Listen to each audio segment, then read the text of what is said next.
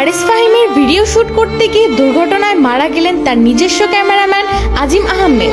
হ্যাঁ ভিউয়ার্স, আপনারা ঠিকই শুনেছেন, আজ সকাল 5টার দিকে মৃত্যুবরণ করেন আজিম আহমেদ। আরএস ফাহিমের খুবই কাছের মানুষ আজিম আহমেদ।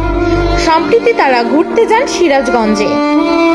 সেখানে ভোর 5:30টার দিকে আরএস ফাহিমের কিছু ভিডিও ক্লিপ নেওয়ার সময় মৃত্যুবরণ করেন তিনি, যেটা খুবই অনাকাঙ্ক্ষিত এবং দুঃখজনক ছিল।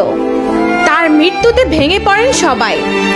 আরএস ফাহিম এবং মার্জিয়া সহ আরো অনেকেই দুঃখ প্রকাশ করেছেন তার বিষয়ে। আরএস ফাহিম একটি পোস্টের মাধ্যমে তার দুঃখ শেয়ার করেন সকলের মাঝে। তিনি লেখেন, আজ রোজ 8/6/2024 ভোর 5:30 দিকে আমাদের আজিম দুনিয়ার মায়া ত্যাগ করে চলে গিয়েছে। ইন্না লিল্লাহি ওয়া ইন্না ইলাইহি রাজিউন। কিভাবে বর্ণনা করব কিছুই বুঝতে পারছি না। বারবার মনে হচ্ছে সবকিছু কেমন জানি একটি দুঃস্বপ্নের মতো, কিন্তু কিভাবে নিজেকে বোঝাবো যে ভাইটি আর নেই। চোখের সামনে সব দেখেছি, ভাই যা কোনোদিনও বুঝতে পারবো না। তাই সংক্ষেপে একটি বর্ণনা করি। আমরা ঠিক ফজরের আজানের সময় সিরাজগঞ্জ কাড্ডার মোড়ে পৌঁছাই। সেখান থেকে হালকা কিছু খাবার খাই সবাই মিলে। এরপর আমরা ক্রসবাদ 3-এ যাই। সেখানে আজিম তার মতো করে শুট নিতে ব্যস্ত ছিল ব্লগের জন্য। তারপর কিছু সময় কাটাই সেখানে। এরপর আমরা রওনা হই হোটেলে যাওয়ার উদ্দেশ্যে। যাওয়ার পথে সে সামনের এক গাড়িতে উঠে সানরুফ দিয়ে আমাদের ভিডিও শুট নিচ্ছিল। এর মধ্যে SS রোড দিয়ে বড় পোল পার হওয়ার সময় উপরে থাকা লোহার যে বারটি রয়েছে, হাইট বার বলা হয় যাকে, সানরুফে দাঁড়িয়ে থাকার কারণে মাথায় এবং বুকে সজোরে আঘাত হানে। উল্টো হয়ে ফিরে থাকার কারণে সেও বুঝতে পারেনি, যার কারণে আঘাতটা সরাসরি তার মাথার পিছন দিকে লাগে। মাথার পিছন দিকে আঘাত লাগার ফলে তৎক্ষণাৎ সে সেখানে গাড়ির ভিতর রক্তাক্ত অবস্থায় লুটিয়ে পড়ে। তৎক্ষণাৎ 2 থেকে 3 মিনিটের মধ্যে আমরা সিরাজগঞ্জ সদর হাসপাতালে পৌঁছাই।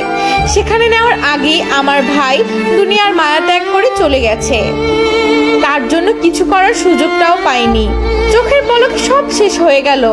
চিরদিন দায়ী থেকে যাব। 2 মাস আগেও ওর বাবা মারা গিয়েছে। এই ছেলেটি চলে যাওয়ায় তার মাকে জানানোর মতো কষ্ট কখনোই বুঝতে পারবো না। দূর থেকে অনেক অনেক মতামতি করবে, কিন্তু সব নিজ চোখের সামনে দেখা হয়েছে। 1000 কথা লিখেও কাউকে বুঝাতে পারবো না। আমরা সকাল থেকে হাসপাতালে এবং প্রশাসনিক কার্যক্রম শেষ করে লাশ নিয়ে এখন সাতক্ষীরার পথে। সবাই ওর জন্য দোয়া করবেন এবং ওর আত্মার মাগফিরাত কামনা করবেন। আরএস ফাহিমের পোস্টের মাধ্যমে আমরা বুঝতে পারি কতটা কাছের ছিলেন আজিম আহমেদ।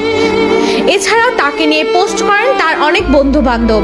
সবাই অনেকটাই দুঃখ প্রকাশ করেন তার মৃত্যুতে। এভাবে এত দুঃখজনক ভাবে যে মৃত্যু ঘটবে কেউই আসলে বুঝতে পারেনি। আরএস ফাহিমের পোস্টটি মার্জিয়া শেয়ার করে তিনিও লেখেন, ইন্নাল ইলাহি ওয়া ইন্নাল ইলাইহি রাজিউন। আল্লাহ তাকে জান্নাতুল ফেরদৌস নাসিব করুক, আমিন। এখনো বিশ্বাস হচ্ছে না তুই আর নেই। আর বলতে পারবো না আজিম, পিকচার দে, পিকচার দে। তোকে কত জ্বালাইছি। তুই প্রতি শুটে বলতি, আপু আপনার সাথে শুট করে মজা আছে, খুব কম সময়ে আপনি শুট শেষ করেন। আর কেউ এ কথাটি বলবে না। সবাই ওর জন্য দোয়া করবেন। আমরা মার্জিয়ার এই পোস্টের মাধ্যমেও বুঝতে পারি আজিম অনেকটাই কাছের ছিলেন মার্জিয়ারও। খুব অল্প বয়সে মৃত্যুবরণ করেন ছেলেটি। তার বন্ধু বান্ধব অনেক দুঃখ প্রকাশ করেন এই বিষয়ে। অনেকে তার অনাকাঙ্ক্ষিত মৃত্যুটি মেনে নিতে পারেননি, কিন্তু কি করার, বিধাতার নিয়ম তো এমনই, কার কখন মৃত্যু হয় বলা তো যায় না।